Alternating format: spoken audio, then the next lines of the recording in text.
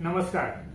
मी मागील 26/9/2025 रोजी Solapur SP office यांना एक मी निवेदन दिलेलं होतं व वैराग पोलीस स्टेशन तसेच आयजी ऑफिस कोल्हापूर, त्यानंतर मुख्यमंत्री साहेब व उपमुख्यमंत्री साहेब यांना या निवेदनाद्वारे मी मोजे, ज्योतिबावाडी व हत्तीस परिसरातील अवैध धंदे कायमस्वरूपी बंद करा या अनुषंगाने निवेदन दिल्यानंतर मी 8 डिसेंबर 2025 रोजी पुणे येथे विभाग आयुक्तालयासमोर असंख्य महिला भगिनींना घेऊन मी उपोषणास बसलो होतो.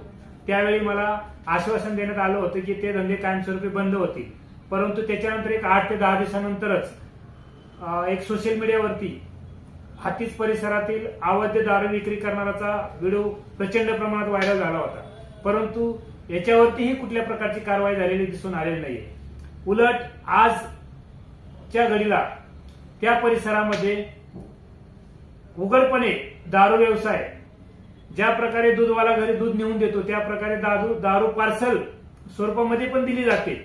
असे पण माझ्याकडे काही प्रूफ आहेत.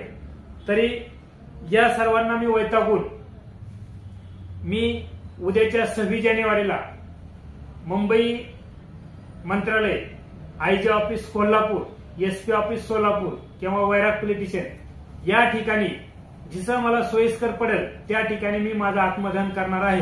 कारण हे जे अवैध धंदे करतात यांना जर कोणी जाब विचारला गेलं तर ते त्यांना दमदाटी करतात. आमचे वैराग पोलीस स्टेशनला महिन्याला 10,000 रुपयाचा हप्ता चालू आहे, आमचं कुणी काही करू शकत नाही, अशी उत्तरं दिली जातात.